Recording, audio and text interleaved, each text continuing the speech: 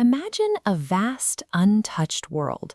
Thousands of years ago, small bands of prehistoric hunter-gatherers roamed across a harsh, unforgiving landscape. For generations, historians agreed on a specific sequence for human development. First, people learned to farm. Then they settled into permanent villages, which slowly expanded into cities. Only after establishing organized societies did they construct monumental architecture. The Great Pyramids are a prominent example of this late-stage development. Erecting them required complex administration and a massive agricultural surplus to feed the workforce. The same sequence applies to Stonehenge. The arrangement of its massive stones reflects the organizational power of a settled agricultural community. The consensus was clear. Massive stone structures were a byproduct of an already established civilization. That sequence held firm until the 1990s, when archaeologist Klaus Schmidt began excavating a lonely hill in southeastern Turkey, near the modern city of Şanlıurfa. Beneath the soil, his team uncovered enormous T-shaped limestone pillars, some weighing several tons, arranged in vast circular enclosures. This timeline shows how early the site really is.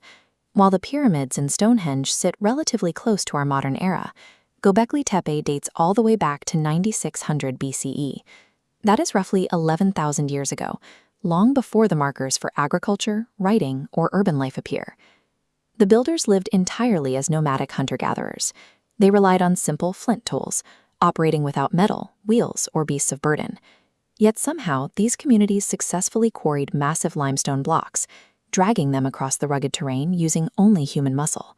A mobile, non-agricultural society organized labor on an industrial scale. The site proves complex cooperation existed millennia before the first farming village. The primary physical evidence lies in the architecture itself. The excavation reveals massive T-shaped pillars carefully positioned within oval stone structures. Researchers note that many of these pillars feature carved arms and hands along their edges. This suggests the stones represent stylized human figures, perhaps ancestors or mythical beings presiding over the space. The builders also decorated the pillars with detailed low-relief carvings. These deliberate choices turn the stone circles into a heavily mapped symbolic environment. Notably, they rarely depicted the typical prey they relied on for food. Instead, the carvings featured dangerous predators, like scorpions, snakes, and wild boars. Since the builders left no written texts, these intricate carvings provide our only window into the deep mythology of a prehistoric people. While the architecture reveals a spiritual world, the soil surrounding the monuments preserves a different record. Archaeologists uncovered massive quantities of wild animal remains discarded across the site, consisting primarily of wild cattle and gazelle. These concentrated bone deposits point to large, coordinated meals.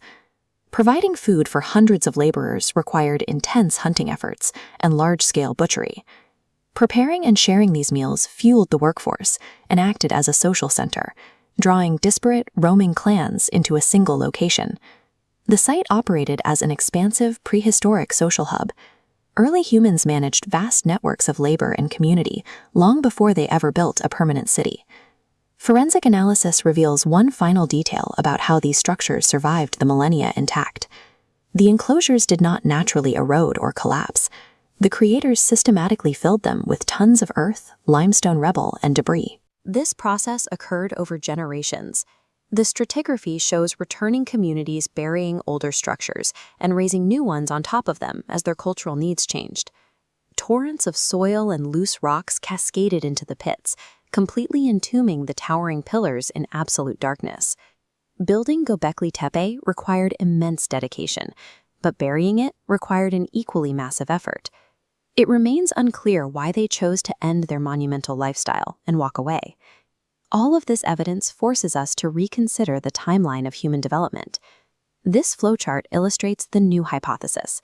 Rather than agriculture leading to religion, the intense desire to build monuments and practice rituals triggered the need to gather in large groups. Sustaining those gatherings created biological pressure. The demand for a massive, reliable food supply likely drove these hunter-gatherers to experiment with domesticating wild wheat and capturing local livestock. The sequence is inverted. Organized society did not produce monumental architecture. The shared drive to create monuments is what eventually forged organized society. Today, researchers are still excavating new layers of this site in southeastern Turkey. Geophysical surveys indicate that only a fraction of the hill has been exposed. Dozens of stone circles remain completely buried, holding information that could change our understanding of prehistoric life once again. Yet the core truth is already visible. Over 11 millennia ago, individuals without metal, wheels, or written language looked at massive stone blocks and decided to construct something permanent. They succeeded. Thousands of years later, we are still analyzing their work, working to translate a complex message they buried in the soil.